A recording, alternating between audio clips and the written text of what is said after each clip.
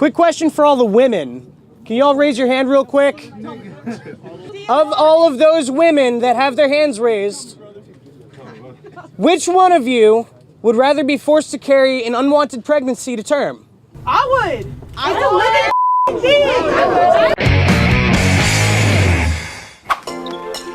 Time for the latest installment of Change My Mind, where we rationalize our positions on controversial topics. This week is the fourth installment of our recent abortion-themed series.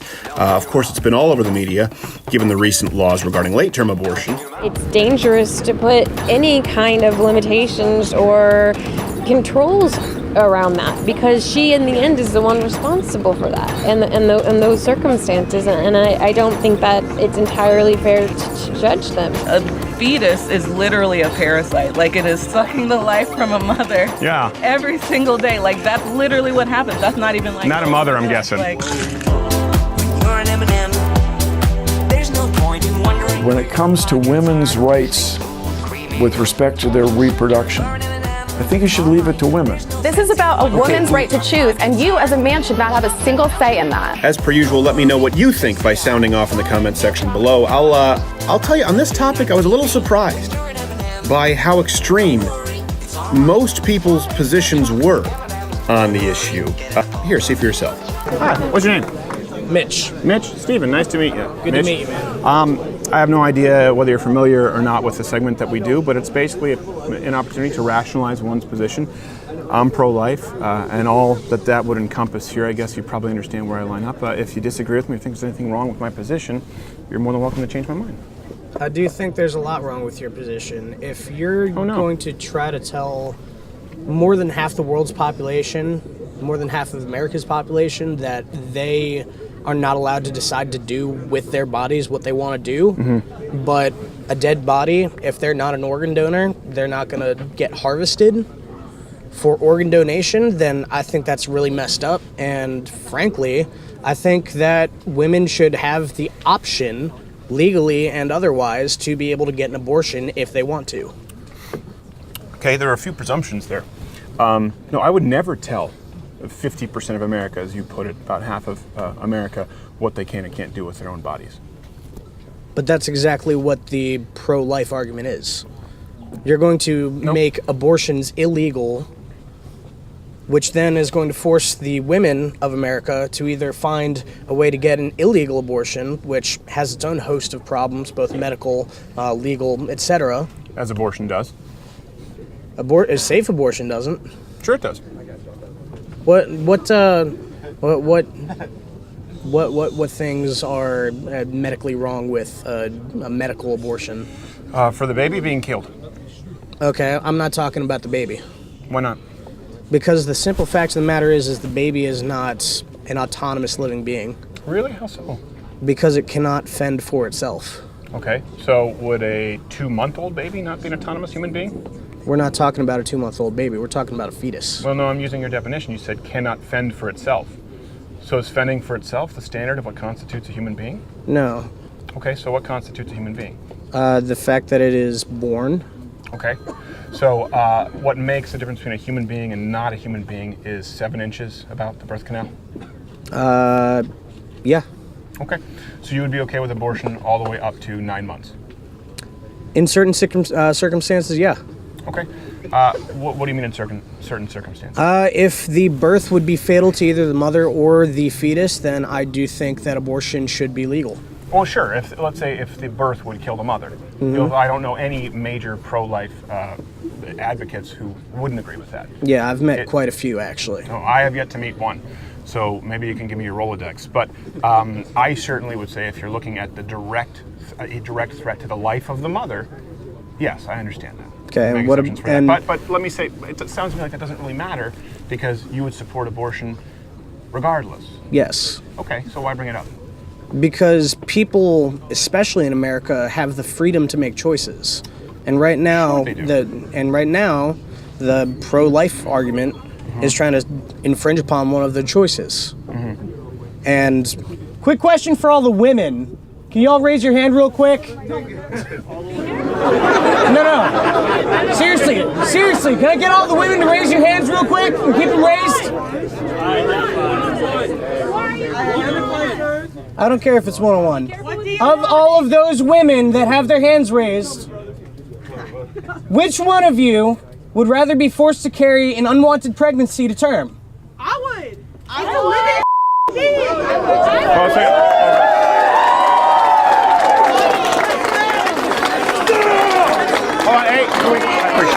I appreciate it. No, hold on a second. I appreciate it. I really do appreciate it. But I also want to continue with this. Thank you very much. I appreciate your passion. That's the danger of using mob rule as your moral compass. Sometimes you don't like how it turns out. And I could have actually told you that there are a significant amount of pro-life women here. A couple of things I want to clarify. I would never tell a woman what she can and can't do with her own body. That's not what I am doing. Okay. That's not what she is doing. And I would never force a woman to carry a child. Okay. Okay? But that's exactly what the pro-life stance is. No, it's not. So what about the pro-life argument and pro-life laws and regulations and all that is going to allow women the choice? Mm-hmm. Because that's the whole basis of the pro-choice argument. Right. Yeah, that's a false premise. What laws would allow the choice to kill another human being? But it's not a human being. Well, it is a human being. How do you define a human being? You said fend for itself. That's not a consistent line. Yeah, and that's 7 inches of birth canal, as you said. Well, you said you didn't agree earlier. No. Fending for itself. So, in other words, No. up until 9 months, 7... It's not a living human being until it crosses that birth canal. Okay. Why? Why? Because it's still in the womb. It is still a fetus. So, well, hold on a second. So we're talking about right now a 9-month-old baby. Let's say 8-month-old, right? But it's not a baby until it's born. It's not a baby until it's born. So the only difference right now, I'm using a 9-month as let's pick an 8-month-old, okay? 8 months inside the womb, 8 months outside of the womb. Mm-hmm. One is a life and one is not? Yeah. Okay. So what determines human life is location? If a woman has an 8-month-old fetus versus an 8-month-old child, that is a huge difference. Because one is inside the womb and one is outside. The only difference is, let's call it geographical location. But it's not the same as geographical location. Okay, it's a location inside a womb or outside a womb. But you're oversimplifying it. I'm trying to understand. Okay, why is one a life and one is not? Because the fetus itself is wholly and totally dependent upon the mother that it is attached to via umbilical cord. Sure. Right? Wholly dependent, very much wholly just dependent like an 8-month-old born outside of the womb born. However, the 8-month-old child, the infant at that point, that's the important distinction, fetus versus infant, It's your important distinction. I don't think it's a consistent one, but continue. Is the fact that a fetus, which has not been born yet, and an infant, which has been born, in my opinion, it shouldn't matter whether or not the mother wants to keep it or not. Whether it's... But I don't. I guess I'm not following you. Why does that determine the value of human life? Is it because you don't believe it's a human being because you believe it's a part of the mother? Yes. Okay. Yes. So you don't believe that is a separate human being. You believe it's effectively a part of the mother. Yes, because up until the point that it is outside of the mother, whether it's C-section, birth, whatever, then at that point it becomes its own living human being. Okay, I'm trying that is still dependent upon other people because it is an infant. Okay, so but it doesn't necessarily need to be the mother, biological mother, that is still hooked up to the umbilical cord to fend. So I want to make sure that I'm understanding your reasoning for why it is a baby outside versus inside the womb, even though it's the same age. You are saying that location, and that determines whether it's a human life because, in fact, when it's inside the womb, it is not a separate human being. It is a part of the mother. Yes. Okay. I've not misrepresented you there. I understand you correctly. Yeah. Okay. So an 8-month-old baby inside of the mother. An 8-month-old fetus. 8-month-old fetus. It's not a person inside the mother. Okay. How many feet does the mom have? Sorry? How many feet does the mother have? 2. Not 4? Not 4. How many fingers does she have? 10. Not 20? No. Infants are likened to... it's a part of the mother. Yeah. It's a part of the mother. The mother would have 20 fingers, 20 toes, 4 arms, 4 legs. Okay. If it's a boy, does the mother have a penis? You're trying to detract from the fact that No, I'm trying to understand your position. I'm not trying to distract. Hear me out. So, effectively, it is a parasitic relationship between a fetus and a woman. Define parasite. Parasite is a being that is wholly and totally dependent upon its host. That's actually not the definition of a parasite. Okay, so what's the definition of a parasite, Mr. Webster? I appreciate the presumption. No, actually, because by your definition, a fully born child would be a parasite because they're entirely dependent on somebody. A good example of that, for example, with sharks, remoras aren't considered parasites, even though they are dependent upon the food that they would get from their larger predator. So the reason here is because it actually does so at the cost of its host, at the cost of the health care of the host, at the cost of the actual ability, often killing the host. That's what a parasite is. And parasites don't necessarily even have to be inside the body, by the way. They can be on or in. I'm aware of that. No medical literature would refer to a baby growing in a woman's body as a parasite. That's an opinion. Okay. That's my opinion. It's your opinion, but it's also your opinion that it is a part of the woman's body, but that doesn't seem to... I understand how you sort of juxtapose that next to, but the woman only has 2 feet. Yeah. The woman only has 20. So what are those fingers on that baby? What's the penis? Who does it belong to? It belongs to the fetus, which, like we just said, so the fetus opinion, does have body autonomy from the mother at this point. It is not a part of the mother. No, it is a part of the mother. Because the mother it is has a still penis. attached to the mother. Does the mother have a penis? No, because the fetus is a parasite. Because the fetus is a parasite? Yes. Okay. I'm just trying to follow your logic trail here because before you said it was in fact a part of the mother. It is. That was what. It is. Now you're saying it's a parasite. Why can't it be both? I suppose it could be both. Okay. So it's a parasitic part of the mother. Yes. So the penis belongs to a parasite, or the arms and the legs and the feet and the functioning brain and the central nervous system and the ability to understand and recognize its mother's voice belongs to a parasite fetus that is in the mother and is not a human life. Yes. And that is why we have the right to kill it. Yes. Okay. All the way up until birth. It, like I said before, if it is going to be a fatality to either the baby at that point, the infant, or the mother. Yeah, well, again, we don't need to discuss that because you don't care anyway. That's a very, very strong assumption to make. Well, you said earlier that you would support abortion regardless, all right? Yes. Okay, so then why bring up whether it's a threat of the health to the mother? Because no medical professional is going to make a late-term abortion unless it's going to be a fatality to either the mother or the fetus. That's not true. It happens all the time. Name one case where that's happened. 10 to 12,000 a year, 1.6%, 1.3 to 1.6% of about 1 million abortions each year. And as a matter of fact, you can go right now and watch a video that we taped in an abortion clinic on Tuesday, where they performed an abortion on a 32-week-old baby, no questions asked. Okay, and... It happens all the time. Okay. So, do you disagree with that? Yeah. You do disagree with that? Yeah, because well, there we find some common ground there. Because no. I disagree with your stance on it because you don't know what that woman's life. Like you don't know that woman's life. You don't know that woman. You don't know what the circumstances are. You don't know anything about her. Do you? Yeah, I do. You know her personally? I know exactly what her circumstances are because she told them to us. Yeah, she was a woman who had 2 children already, a 6 and a 9-year-old, and the youngest of which was now being sent off to kindergarten, and she didn't want to go through the mommy phase again. Okay. She wanted time for herself. Okay. So she went in, and they provided a 32-week-old abortion, no questions asked. That happens, late-term abortions, 10 to 12,000 a year. Okay. So I just want to make sure, because you jump around as to what's permissible and what's not. My line of logic here is whether you like it or not, it is consistent, along with the lady there who responded to you. A unique new genetic code is created at conception. Okay. Right? It sounds like you're saying whether it's in, whether it's out, depending on how the mother feels about the baby, it's circumstantial. It's just not a logically consistent way to justify killing another life. Okay. Well, but in that situation, is abortion okay? The situation I just described for you, you can go watch it right now. Yeah. Well, then let's not go to the extreme exaple to make a point. Because if I were to say, hey, rape, incest, let's allow abortions. And say, but on the other side of the coin, would you be okay with making it illegal to perform other abortions? You wouldn't say so. So why bring it up? You're bringing up an extreme example that you don't care about. You support abortion all the way up until birth, no matter what. Thank you very much. I appreciate it. You're an M&M. There's no point in wondering where your pockets are. Tasting smooth. Would you want to come in for just 2 seconds to kind of describe why you...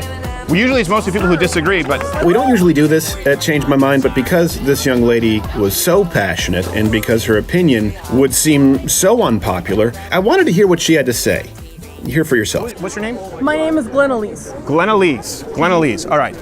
Glenn Elise, we can't take super long because usually we try to give the right of way to people who disagree. Absolutely. But right after you did it, you were like, "Oh, I'm so sorry," which I appreciate. You don't have to be apologetic, but he tossed to the audience, our previous speaker, and said, "How many women here would want to be forced to carry that baby to pregnancy?" And you said, "I would because it's a living being." And you shouted it. Everyone here heard you. I think we heard you on our shotgun mics aimed the other direction. Sorry. Why such a visceral reaction there? Because I've experienced with several family members and several friends throughout high school that had to go through that issue, and it's the simple fact that it has brain activity. The baby is. Legally, doctors are like, okay, you're pregnant, because they look for a heartbeat and they look for brain activity. So that's the first sign of human life, from a non-religious standpoint. And then also, and I should, for people who, it was in the context of him talking about late-term abortions as well. So, right? Yeah. So also, it's just even there's legal things that say that whenever the mother doesn't want it. We learn in school that if the father wants it, you can't abort the baby because it's his baby too. Yeah. So it's like, it's not just like the mother's choice, because it takes two to tango. It takes two to make a living being.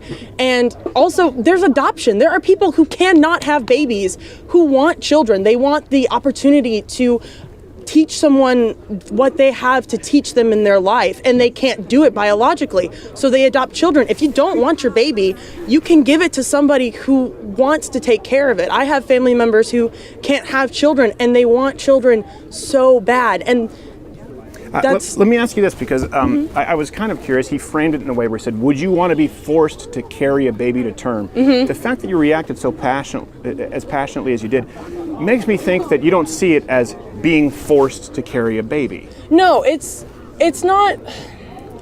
A lot of my venomous also has to do with my religion, because I'm a Christian. Okay. But because this is about politics, I'm trying very hard not to put my religion into my answers. I understand. I appreciate that. So... Well, the point that I'm making is that we're often told that if someone is a victim of a horrible crime like rape, right? And if we say, well, hold on, you still probably shouldn't abort that baby, it's like forcing a woman to carry it. Whereas all we're doing is forbidding someone from killing another person. Right. It's not, and it can be a traumatic experience. I have experienced things like of that nature, and it is traumatic. It's horrible. But it's still not. It's not you. You're carrying. This is where my religion comes into it. It's like God gave you that baby on purpose. He knew that baby before it was even in your stomach. He had this planned from the beginning. That's just how it works. So that's another reason that I'm just like, it's not your choice anymore after that. I appreciate it. What I appreciate most was obviously there was kind of some white knighting going on. Like, hey, women, don't you all agree with me? I'm on your side. Yeah. Seems to me like you're a little bit more empathetic to a life that could be growing inside of you. And it was very touching to see you respond. Again, we want to keep it civil and not yell at people, but thank you so much for Sorry. That's okay. It was just, he seemed so arrogant about it. It made me kind of Well, thank you for being here. Thank you so much. I appreciate it. Thank you. Well, that was a refreshing change of pace. Now back to your regularly scheduled programming. Hello. What's your name? Maddie? What's your name? Stephen. Stephen, nice to meet you, Maddie. My name is Maddie. Maddie, we actually have a lovely lady who works for us named Maddie. Yeah, I was told. She's vicious. We must all be very special. Yes, she's very quiet, but we all suspect that she's a heroin dealer. I really like your shoes. Hi, Maddie. Yeah. She's from the hills of Missouri, so we have no idea what she's up to. Dig the shoes. Okay, Maddie, so I'm pro-life. I've sort of asserted my position here quite a few times, and really what this is about is hopefully not a shouting match. It's about the ability to rationalize one's own position. And can I just say first, some of the men over there wanted me to speak up louder so everybody could hear, but I don't want to mess with your audio. That's okay. So if I speak louder, will it mess with your mic? No, you're fine. Okay, cool. That's okay. We have a girl on audio there too. Okay, so Awesome. So yeah. And you can also speak louder if you want. That's okay. I don't want to be accused of, I don't know, mansplaining, man yelling. I don't know. There's a new man something, man-interrupting I heard recently. Oh wow. I don't know. That's because I made that up. I'm not gonna lie, the man-interrupting thing. But I wanted to catch on. You can pass it along. So I am pro-life. If you disagree with my position or disagree with the pro-life position, you are more than welcome to change my mind.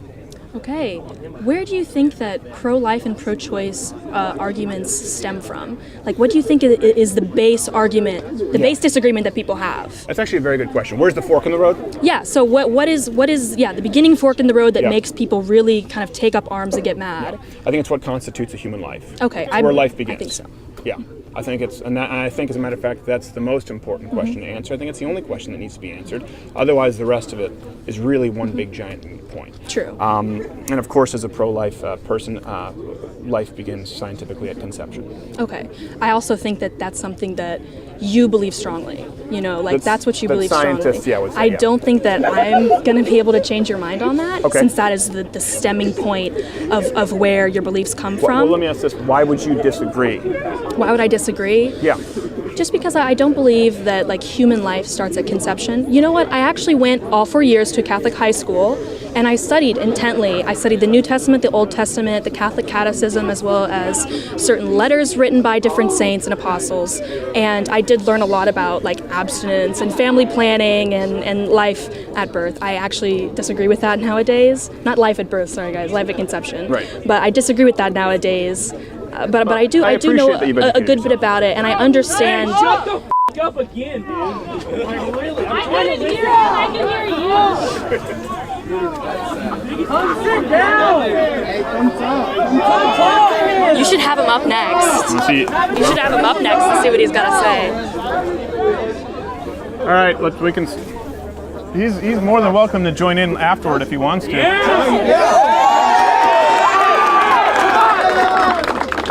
Do you mind if I just ask him real quick? I will be right back. Now, this is the point where we were rudely interrupted by a screeching protester. You can see that entire confrontation in the video at the link below. But for this, let's go back to Maddie. Okay. I do appreciate that even though you disagree with me, you pulled a wonderful prank by sending me to that unstable gentleman there. I hope you had an exciting time. Well, you know what really struck me was he just said, I don't want to talk, I'm just here to shut down your bull. And took pride in simply shutting down a conversation. And I would imagine that you probably line up more left than I do. Yeah. But it doesn't seem like you're somebody who would see virtue in shutting down conversation. No, everything important has been first conversed about. Right. That's the first step to learning, and the first step to accepting change is to talk about things. Right. I appreciate that. Would you consider that kind of a fork in the road between yourself and sort of the modern progressive left? Because what he just did, that's not atypical in my experience these days. You know what? I think that also appears in more extreme right sections as well. I think anybody who's very offended by people attacking their personal beliefs, or people who may take things personally, have the tendency to not want to consider different points of views, as well as wanting to make themselves feel better by not considering other points of views. Okay. I disagree. And the reason I say is because I'm about as far right as you can get. And not how the media labels far right, Nazis, but I mean libertarian conservatives. Generally speaking, we believe in more speech, not less. I would say that today, as it relates to free speech on campus and as it relates to speech, take your pick on any platform, it does seem to be exclusively coming from the left, using the bully tactic to shut people down. And that's really shitty. Yeah. I'm saying I appreciate that you're not that way. But I do wonder if, for a lot of liberals on college campus now, who maybe they consider themselves sort of classical liberals, I would say a critical thinking sort of classical liberal, that's how you appear to me, at least in the way you present yourself. If you find it grating to have people like that kind of setting the tone, the temperature on campus. Well, I would just like to say he does not represent all of UNT, okay? There are so many people here with different opinions, with different beliefs. That man is not the spokesperson for UNT, Yeah. But she knew it'd be funny, that's why she sent me over. I bet it was hilarious. Yeah, it was. He called Ben Shapiro a Nazi. He's like, I know Ben is like as Jewy as they get. I mean, not Jewish, like he's crossed over that. There's the line of Jewish and Jewy, and like look behind you, that's the line. He's so Jewy. Good friend of mine, I can say this. All right, so I'm pro-life. I can't remember where we were. We might just have to start this from the top. You asked, I guess, before where the disagreement, where do you think the fundamental disagreement occurs, right? Is that where we were? The definition of what is human life. And I posited that life begins at conception. And the reason for this, I truly see it as the only consistent line to draw, because that is when a new, unique human genetic code is created. Completely, it's autonomous from the mother, from the father. It's not the same as sperm. It's not the same as an egg. We had a guy come here and say, well, there's no difference between that fetus and you scraping off dead skin cells. Well, it is. It's entirely different DNA. I don't see any other line that can be drawn that is intellectually consistent.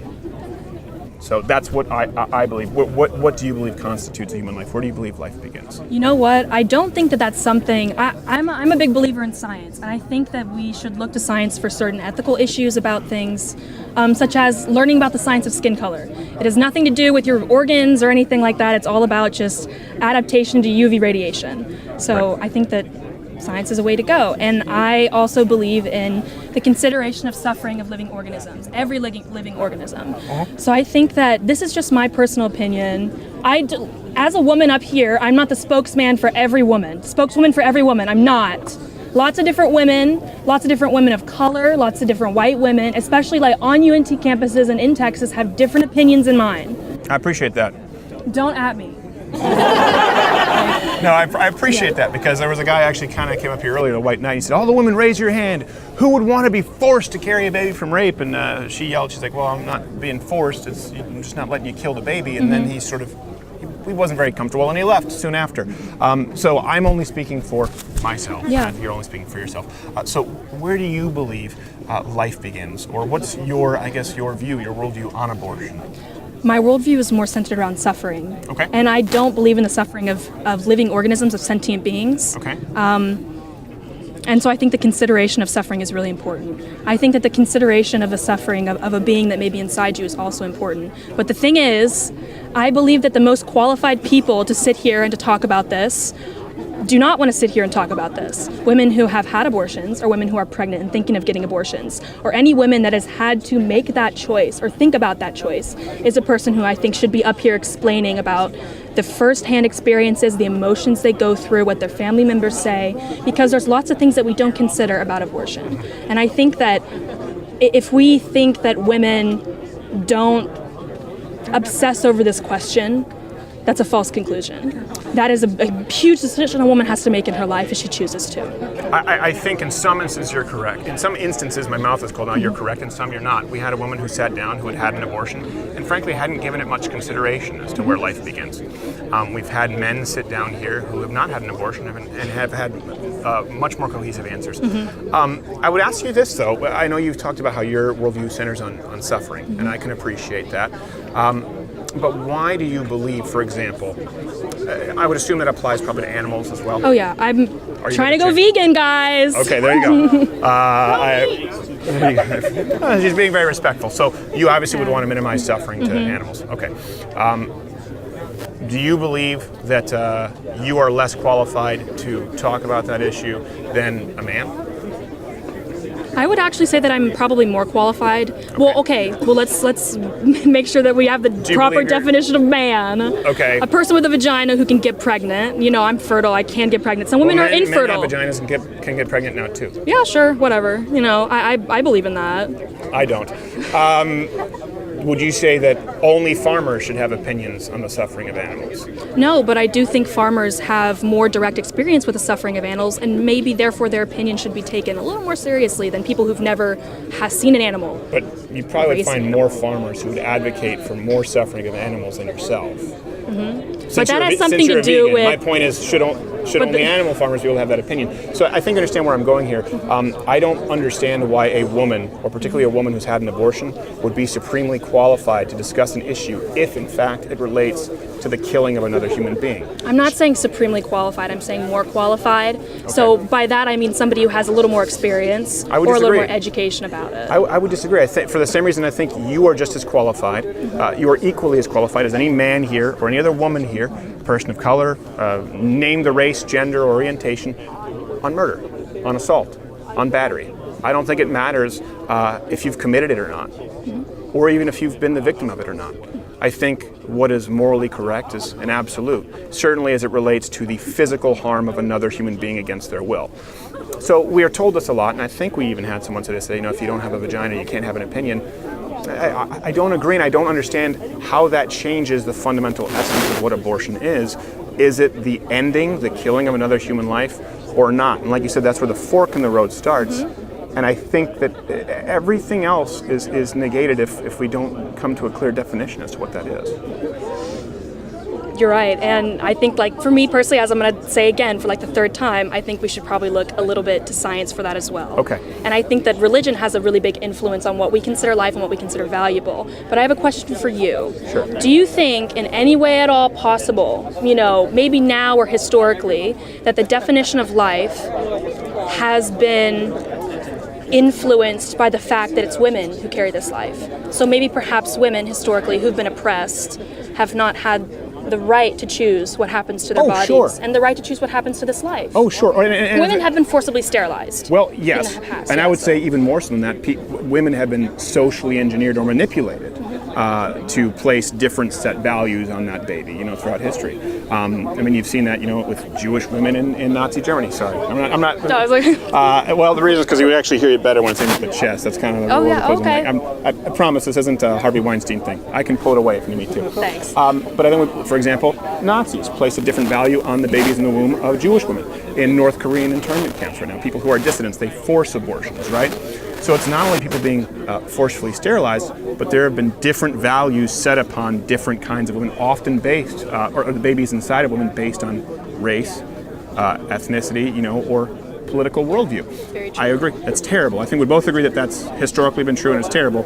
And that's also why I have such a problem with the abortion movement in the United States, because it stems from a eugenics movement from Margaret Sanger with Planned Parenthood setting up abortion clinics in impoverished areas in order to try and eradicate the country of Black Americans. I don't know much about that. That's something that I'm not very educated in. Okay. Would you look it up after this, though? Margaret Sanger, she's the founder of Planned Parenthood, and she had disdain for Black people. You know what? Women of color have been historically exploited more than any other group in America, my personal belief, and from the things that I've learned. So I'm really not surprised that even organizations who claim to help women have historically exploited them. That's not surprising to me. Just because it's Planned Parenthood, though, I don't think means anything in particular. In industries all over the world have exploited women. Beauty industries, health industries, clothing. Yeah, but specifically targeting areas so that women of color kill their babies to try and reduce their population, I would say is a little bit more perverse than telling someone they should use this kind of lip gloss to look like Claudia Schiffer. And are we sure that it's to reduce? Are we sure that it's some sort of genetic, Yes. ethnic cleansing? Yes, Margaret Sanger was a eugenicist. Okay, so you're saying nowadays these are the roots of Planned Parenthood, and this is why you find them disproportionately set up in areas where you have women of color. They would argue that it's due to poverty and that they're there to help them. That's not the history of the company. But I think we both agree. That being said, whatever value society places on something doesn't change what it is. For example, I think we would both agree. I don't agree with that. I think that ideas can be just as impactful as actions. I think that the ideas that we've been raised with can definitely influence what we do and the people that we meet and how we treat them. I agree with you, but I don't think that necessarily means it's right. So, for example, slavery, good or bad? Bad. Okay, we would both agree. These aren't trick questions, right? Yeah. But it was legal. It still is legal all across the world. So yeah, we shouldn't go by, that's a, very common mistake. Do not go by legality. Legality is not the same thing as, ethics. As what is more, exactly. Well, I say that because you said different societies have placed different values. Yeah. So we can't necessarily go by, right now when we're talking about abortion, right? There was the Abortion Survivors Born Alive Protection Act that every single major Democratic candidate for president voted against. And this is babies who have survived abortions. This bill would just require that doctors provide them with the same medical care to babies delivered that didn't survive abortions. Elizabeth Warren, Bernie Sanders, Kamala Harris, Cory Booker, they all voted against this. And when we're talking about abortion in the United States, I think we're talking about well beyond the point where it might even be a debate. When you're talking about, we are even talking about babies that are entirely viable outside of the womb that are being aborted on a regular basis, and that's legal. It doesn't change the morality of the action. And that's why I think it is fundamental to determine what a human life is and where that begins. And as you've said, we start with science. And I hope you understand from me, I know that you said you went to a Catholic school. Yeah. I am a Christian, but I haven't brought any of that into this conversation here. Scientifically, the moment of conception is when there's an entirely different genetic code that determines everything. Hair color, eye color, height, sense of smell, athletic ability is created at conception. Science tells us that is a new, unique human being, and I don't think that we ever have the right to kill another human being. I think that that's your interpretation of science. I definitely believe that, stem cells have the potential to turn into any sort of specialized tissue, and you're right. It is a seed that has the potential to become a new person. Well, the reason that I'm pro-life, sperm is a seed, but that's the exact. For example, I don't see I don't see sperm killing a sperm the same as abortion. Otherwise, when I was a teenager, I would be committing mass genocide like every other hour when I was 14 years old. That's what Catholics believe. Yeah, I don't. So the point is, it's very different. A fertilized egg cell is entirely different from an egg and a sperm. That's the science. I want to make sure that I'm not misunderstood here. I don't think that because it's potential necessarily a human being. You think it is a human being? This is a unique genetic code that has been formed that determines what kind of a human being it will be. That does not happen until the moment of conception. Okay, so That's you think the aha that? Moment. So do you believe that then genetics is what makes us human? That it's our special gene code, the special Homo sapien gene code is what makes us Homo sapiens? Well, I believe that, first off, human beings give birth to human babies, right? So we know that when that genetic code is established, it's not going to be a fish, it's not going to be a dog, it's going to be a human being. And that is the moment where exactly what kind of a human being is determined. And I just don't think that we have the right to intervene and terminate, kill that human being. That's why. That's why I think it's the only logically consistent line. And I think we would both agree viability is not really a consistent line because some babies are viable at different times, depending where they are, depending on what point in history, location, whether it's inside the womb or outside the womb. I don't think that a baby that's at 9 months, 5 seconds before it leaves the womb is less of a human being than the baby that leaves the womb. For me, the only logically consistent line, getting a little cold here, I've been out here for a few hours now, is conception, scientifically. And where would you say life begins, or what constitutes a human life?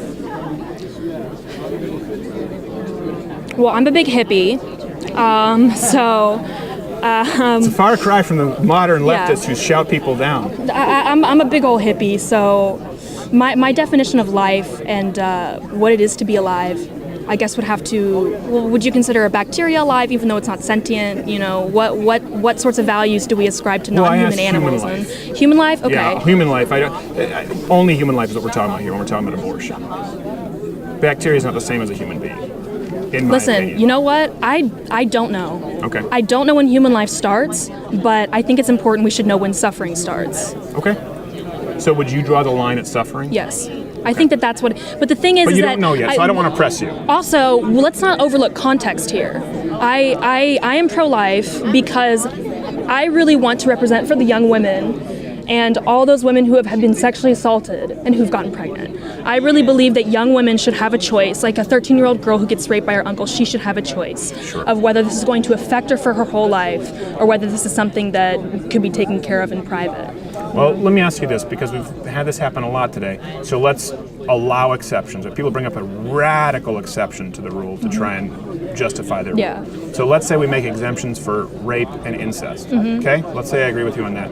Then would you agree that all other abortions should be illegal? I think it's so contextual. I think it's it's impossible to say. Because you're bringing up an extreme example when the vast majority of abortions are not committed because of that, because of rape or incest. The vast majority of abortions are simply performed because a woman doesn't want to have a baby. And I think that that's okay. I think that it's okay. As long as there's no suffering. Yeah, but the thing is, how are we supposed to know when suffering starts? Well, that's where we go to science. It's pretty clear. Yeah. But you know what? I do endorse the abortion bills that are being proposed and being passed, because even though if I don't believe it's perfect, I think that it may be a step in the right direction. Well, how do you mean abortion bills that prevent the late-term abortions, or you support the abortion bills that further the line of where an abortion can be performed? I guess further the line. Okay. Well, this is important because you talked about suffering. Where then would you want us to be able to perform an abortion? Where do you think there should be a line drawn? I'm not a doctor. I don't know about this. Okay, well, I can tell you the suffering starts here. Okay. Okay? But abortions are performed all the way. You're just telling me this as like one person to another person. Okay, well, let's assume I'm not lying. Okay, let's assume that this is like scientifically credible, which it probably is. Yes. Suffering begins. This is more brain development. Okay? So suffering begins here. Abortions are being performed all the way to here. So when you say you support bills being proposed, the reason I ask is because here's a bill right here. The survived abortion survivors, I keep forgetting the name, it's like Infant Protection Abortion Survivors Act, I believe is it's a whole mouthful. Sorry, my hands are really cold here. If you want to look through that, this was proposed, and this was opposed by every major Democratic candidate. That would simply require doctors to provide the same medical care to babies who have survived abortions. These are babies that are out of the birth canal. They are living, and doctors would simply be required to provide them the same medical care as other babies. Every major Democratic candidate, as a self-professed hippie who's against suffering, I'm not a Democrat, though. And I'm not a liberal, and I'm not progressive. I don't believe in labeling. I believe in contextual things. I think that it's so hard to ascribe yourself to a party. I also think that... But I bring it up because you just mentioned bills furthering the line, and I'm saying the line is here. Here's the line.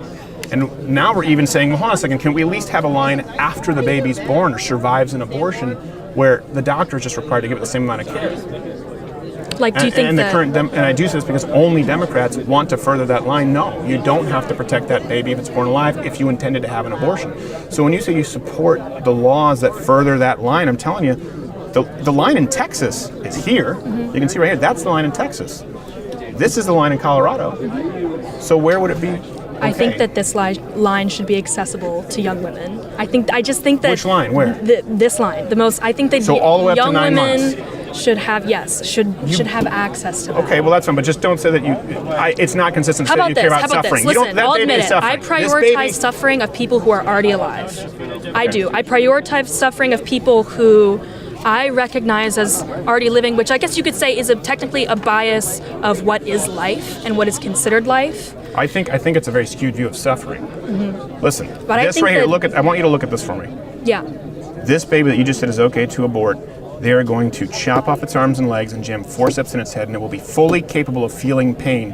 And if you are comparing that to the suffering of a mother who doesn't want to bring it to term because it might inconvenience her, I think it's a very skewed view as to what suffering is. I am going to side with not killing this baby. I'm not talking about one mother.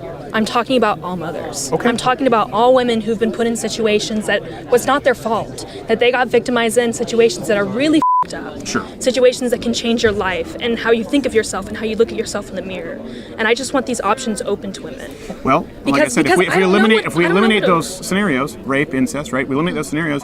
You did say abortion all the way up to here. For people who can't see if it's available to one person, you have to make it available to everybody. Why do you say that? Because, well, actually, that's not true. Oops. But I think if there was a law that was passed, it would be hard to separate certain people that could and could not allow to have abortions. You're right. It is hard. I also think that would be most unfair. Abortion clinics, they don't even ask. We just did actually a video. I would recommend you watch it if you get the chance. We went to a Colorado abortion, a late-term abortion clinic. All we do is go in and show people what an abortion is. And a woman had an abortion at 32 weeks. That's 8 months, just because she didn't want the baby. No questions. They didn't ask about rape or incest. Okay. Just an abortion in an 8-month-old baby. And I have no problem with that. This is the thing, because really? I told you I prioritize the suffering of... Well, no, you're not prioritizing suffering. You're prioritizing the convenience of a mother over the killing of a baby. Because, come on, let's be honest here. You and I, neither one of us are denying that that is a human life. Well, we don't know that woman personally. We don't know her life, and we don't know if she actually... I do. Are you talking about a specific woman? Talking about a specific woman. I don't want to talk about But this happens at a rate of 10 to 12,000 abortions per year. But I don't want to talk about specific women. Is that not ending a human life? You just said you'd be okay. Can we both agree that's ending a human life at that point? Yeah, you know what? I think so. And that baby will suffer. There's no debate about this scientifically. Yeah, most likely the baby and will you suffer. are prioritizing, and again, the vast majority of abortion cases, particularly late-term abortion cases, are not performed Are you out of medical saying that the necessity. vast majority of abortions are late-term abortions in No, all of no, the no, United no, no. States? What I'm saying, the vast majority of abortions are not performed out of medical necessity or due to rape or incest. How many? Could you tell me a statistic on how many many are women late-term get abortions? abortions from 27 to 40 weeks? Yeah, well, Like, what's the okay, so statistic late-term rate of abortions that? is about 1.3 to 1.6, depending on who you ask, depending what statistics you use. That's 10 to 12,000 abortions per year in this period that are not medically necessary. Okay. Again, as someone who not only value, and I do place human life as more valuable than animal life, I'm going to be honest about that, but as someone who does not believe that a human being has the right to physically harm another human being, Oh, I don't believe that. but we both agree that's a human being and they're harming them. I don't think it's justifiable at all. So I appreciate you sitting down, and I appreciate taking the time. I think that some of your views are maybe not necessarily consistent with what you think them to be. You know, if you are against suffering. I'm 20. I'm still figuring myself out. I appreciate that. I don't think that I'm gonna ever believe what you believe or support what you support, but that's okay. There's so many different people in the world who all have different opinions. And I would hope that you can appreciate that as someone who does believe, for example, that this 34-week-old baby is a human life and capable of feeling pain is a science, that it's my duty to go out and try and educate people and do everything I can to save those lives, just as I'm sure you do for animals. And you know, that's an admirable reason to go do things like that. And yeah, free speech, exercise your free speech. And I didn't scream at anyone or try and shut them down. Yeah, So there's look at nobody this. screaming or anything, so that's great. Well, no, there was, but he's gone now. So, all right. Well, thank you so much, Maddie. I really appreciate you taking Thank the time. you. I know It's it's really cool. nice I hope to you meet get you. your gummy. All the M&Ms you could want. With peanuts or plain. By the way, if you want to see more installments of Change My Mind or the kind of content that traditional media just can't create, support the show by joining Mug Club. LouderWithCrowder.com/Mug Club, $99 annually, $69 for veterans, students, or active military. You get the full daily show as well as a catalog of other content, and we appreciate it. On with the show.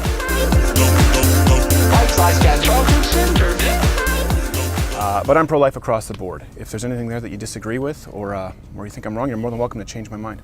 Okay.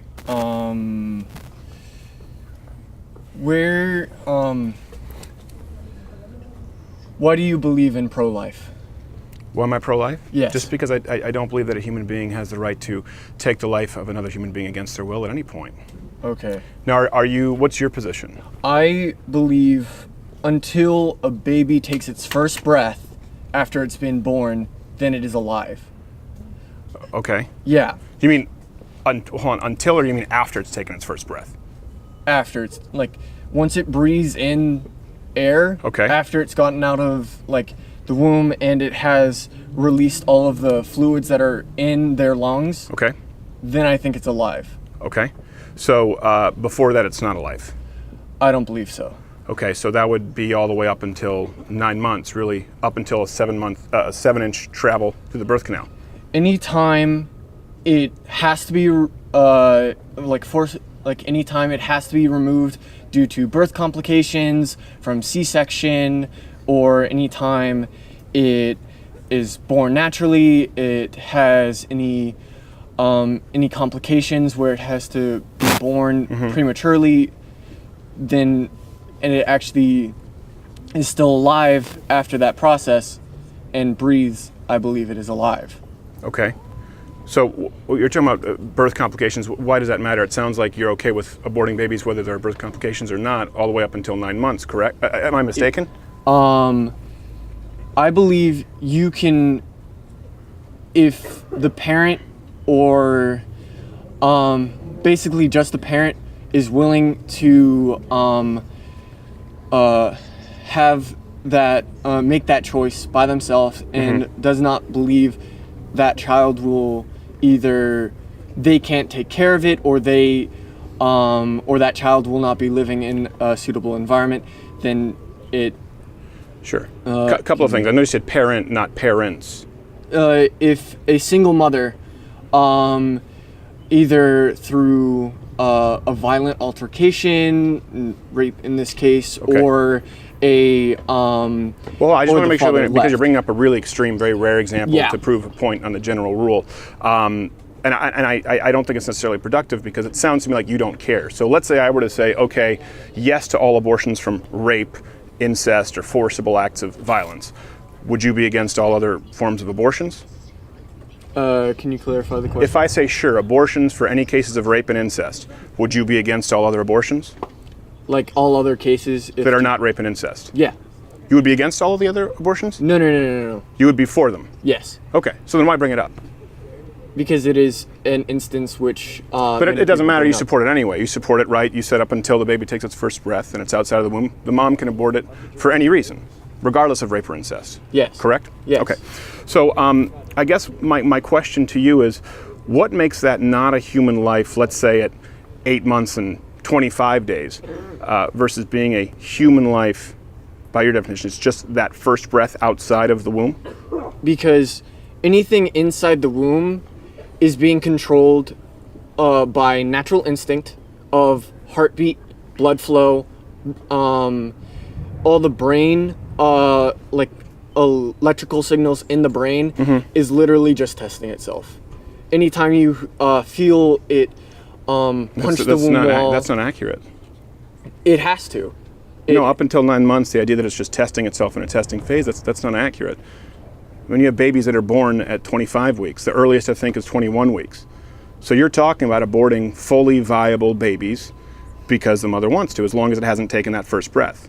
But I do need to make sure that we both understand what you're talking about here. You're not talking about a clump of cells that is testing brainwave activity. You're talking about a fully functional human being.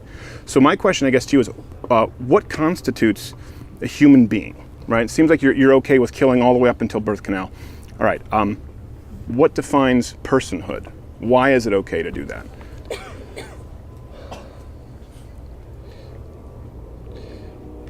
What do you mean by that? You're taking the life of another human being. Mm-hmm. Why is that okay? Or, maybe I'm mistaken, how do you define a human being? Do you not believe that it's a human being because it hasn't breathed air? It hasn't, it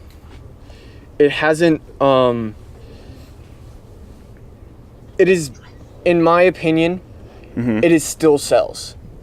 It all the way up to and including 9 months? Yes. Okay, so why is it no longer cells at 9 months, 1 day if it's born?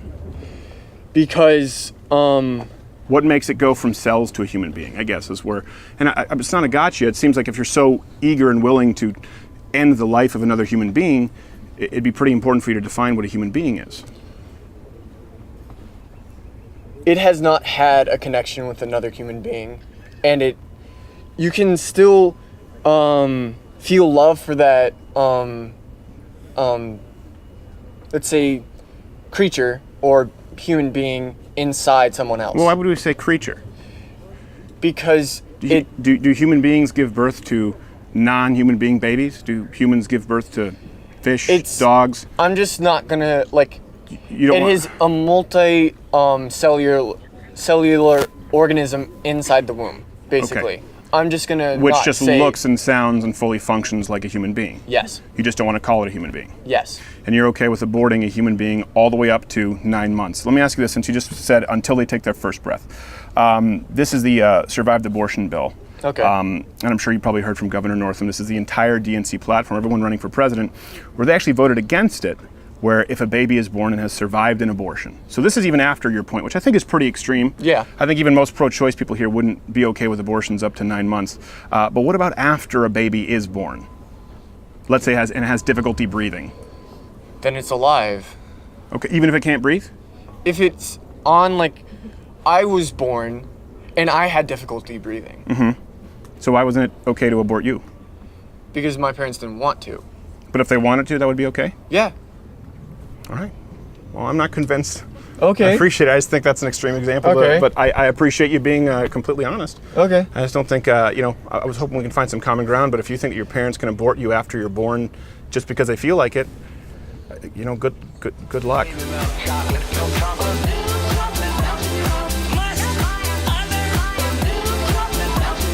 They say hi. M&Ms you could want. So, first of all, what's your name? Aaron. Hi. Aaron. Nice to meet you, Aaron. Nice Steven. to meet you. So, pretty simple today. I'm pro-life across the board, obviously, with the. That's a great opinion. Okay, okay. Well, I see you're hostile right there. You just said I'm going to take you on, and you seem a little upset. What is it about my position that you? It's bizarre that, because you're talking about the legality of it. It's not just your opinion on it, right? No, I'm talking about the morality of it. Okay. Well, it's my own body. Mm-hmm. I'm a woman. If I don't want to give birth, abortion to me is just like forced miscarriage. Mm-hmm. To you. Yeah. So that's a great opinion. But I'm trying to convince you. Right. That is an opinion. What if it's not your body? If it's not my body, it's not my business. Okay. So if that baby inside your womb is not your body, it's an autonomous human being, then you don't have the right to kill it. Why? You don't have the right to kill anyone else. Fetus is not conscious. Okay. It's not, especially since legally, you can't abort up to 9 months. It's in the first trimester. No, you can. Yeah, you can. Legally? Yeah. Well, that's stupid. Well, I'm glad we find some common ground there. Yeah. You disagree with Andrew before you. Well, I mean, up to 9 months, that baby's about to pop. I think it would be fine if that baby, was, about to die in the first few minutes. Okay. There's no point anyways. Mm-hmm. So. But this is something that happens a lot. People bring up an extreme example like rape, incest, or the baby's about to die to make a point. Sounds to me like you support abortion regardless. Yeah. Okay, so let's not even, that doesn't matter so much. I guess what it comes down to is, what do you define as personhood? You said it's my body, my choice. Yeah. But if there's a baby inside of you that is in fact not your body, then it's not your choice. It's my body. Okay, how so? Yeah, because it's my blood. Like, that child is half my blood. So if someone it's my body, if it's someone my gets DNA. if you give a blood transfusion to someone else, do you now own their body? It's like DNA, man. It's actually genetics. Not. Yeah. Do you know when new genetic DNA is formed? A whole new genetic code? So you're saying I could give blood to you and you'd be my son?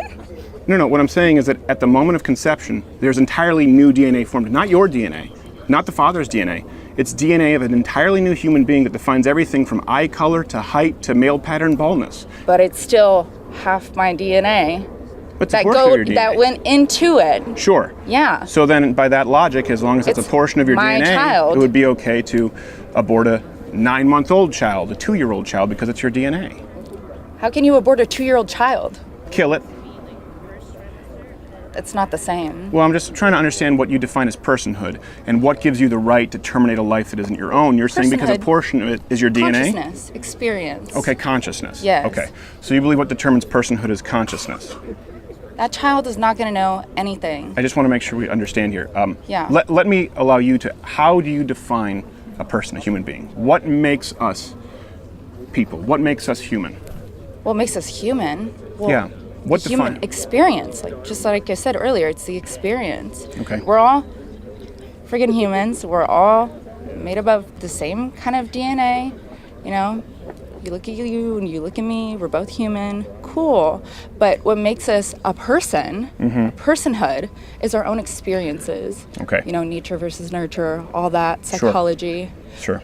Yeah. So if someone, let's say, has Alzheimer's, dementia, or someone is born with severe brain damage or doesn't have functioning limbs, they're not necessarily entirely conscious of the world around them. They're not able to develop relationships. Does that make them not a person, not a human being? No. Okay. Well, I'm going by the definition of consciousness. If someone is unconscious, do they cease to be a person? Can you kill them? No. Why not? Because it's unconscious. It's not experience. What if someone has never had any experiences? I've known people who work with people with special needs who are not able to experience the outside world. Right? We use the term autism is on the spectrum. Went day by day, experienced every hour, every minute. Okay. They experienced that. Okay. It's not just interpersonal things. It's not just, even if somebody wasn't able to experience the world, couldn't leave their home, they still experienced what it was like to eat, what it was like to drink, what it was like to, read a book, see the TV, look outside the window. Experience pain. Yes. A beating heart, hearing their mother's voice. Would these not count as human experiences? Oh yeah, it does. Okay, so then it's a human that you're killing. And you're okay with it. That hasn't had any experience. We just agreed that those are experiences. Yeah, but that child doesn't retain any of that. Well, neither does a 1-year-old. Neither does a 2-month-old baby. So I'm trying to get to the point, when does it become okay to end a life? At what point is there enough retention of memory for it to be okay for you to kill that other living being? When it's not born. When it's not born? Yeah. Okay, so here we go. So now we're talking about location. A person ceases to be a person depending on location, inside or outside the womb. So it seems to me that you would support abortion up to 9 months. If it was necessary, yeah. No, not if it was necessary. Going by the definition of personhood according to your own logic. Man, that's just semantics. No, it's not. Yeah, it is. You just said you said up until it's born, it's not a person. So then what's the problem with aborting a baby up to 9 months then? Earlier you said that wouldn't be okay. It's not a person. It depends on the situation. How so?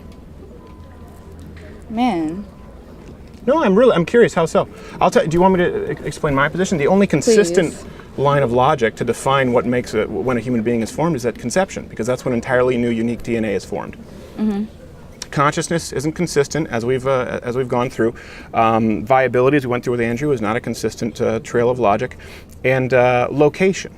You don't cease to be a person if you're in that library or out of that library. You don't cease to be a person if you're in the womb or 7 inches outside. Mm-hmm.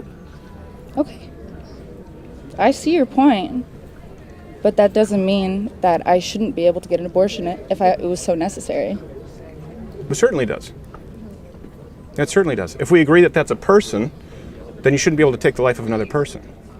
You can never take the life of another person. You can wave your hand around as much as you want, right, with your own body, unless it hits me in the face. You can't take the life of another human being. Sure, I can. Okay, we disagree. I don't think you can kill another human being. Okay. Thank I you guess very I much. wasn't able to convince you. No, I'm really, I'm compelled, but I don't understand your consistency of logic here. You said you were against 9-month-old abortions, but then you said, well, until it's born, it's not really a person. So now you just said you think it's okay to kill another human being as long as it's in the womb. You acknowledge it's a human being, and you think it's okay to kill it because you want to. That's not going to convince me. What would you present to convince me otherwise, I guess? Well, we talked about those extreme experiences that people have, the rape, sure, needing to do all those things. I guess if you were in my shoes and you were a broke college student who got raped and, was disowned by her family because they were super religious and they didn't accept that. I like the editorializing here, but yes, go on. I'm just putting a story together. Okay. Then you would be okay with bringing that child into the world and not even being able to provide for it, not being able to give it any kind of health care. If that child got sick, it would die anyways because it wouldn't get, vaccines. What? If that child... It wouldn't get vaccines? Yeah. Okay, so I'm that confused. child was going to die. Are you asking me, would I be okay with you bringing that... And you couldn't get vaccines because you might not be able to afford health care. Yeah, I don't agree with the premise. So 2 things. First off, you bring up an extreme example to make a point. Sounds to me like you don't really care about rape or incest. You support abortion anyway. In the sense that it doesn't matter to you as it relates to abortion. So if I were to agree to, let's say, okay, in all cases of rape or incest, abortion for all, would you agree with all of the cases, no abortion? Yeah. You would? Yeah. So if there were only an exception for rape and incest, you would agree that abortion in every other instance would be immoral and should be illegal? No. Okay, well then why bring it up? Now, as it relates to the story that you're painting here with religious parents who excommunicate you and don't help you because you've gotten pregnant and you've been raped, I think that's horrible. Oh, it's horrible. I do think that would be a horrible story, and my heart would go out to a woman like that. So you would, if you were in that situation, and yes, it is an extreme, but to put you in that extreme, what would you do? Well, I of course wouldn't abort the baby. So what would you do then? After you've given birth to the baby, what would you do? Yeah, I guess without abortion, what choices are present? I support 4 other choices: abstinence, contraception, motherhood, adoption. In the case of rape, a very, very small extreme example, as we both acknowledged, you have motherhood or adoption. I just don't support the choice that would involve killing a child. I think that's pretty consistent. I think you have a good opinion. I guess if you believe it's an can't- opinion. yeah. I think I it's can't- important to scientifically determine where a life begins, and I don't think that you've given that much thought. And I think that's the crux of all of this. Is obviously, if we acknowledge that's a human life, but it seems as though you're just okay with terminating it. People who are looking to make headway with people who are pro-life, they would have to present some kind of an argument that would prove that this is not a human being, that it's not a person. But when you say it is a person, it is a human being, I don't care anyway, I have the right to kill another human being as you've presented, yeah, I'm not going to be on board, but I appreciate you sitting down. Well, there you have it. Another installment of what I would consider mostly productive discussions. Did anything here surprise you? Were the views more extreme, more reasoned, more moderate? Let me know in the comments below, and stay tuned for the next installment. Looking forward to seeing you there. Okay, if you like this video, you watch videos on YouTube. If I were Jimmy Kimmel, if I were Stephen Colbert, or Trevor Noah, I would tell you to subscribe. But I have no corporate overlords who demand that I do this demeaning promo. I do the demeaning promo because I choose to. Subscribe or hit the notification bell because I need you. I need you. Please do it.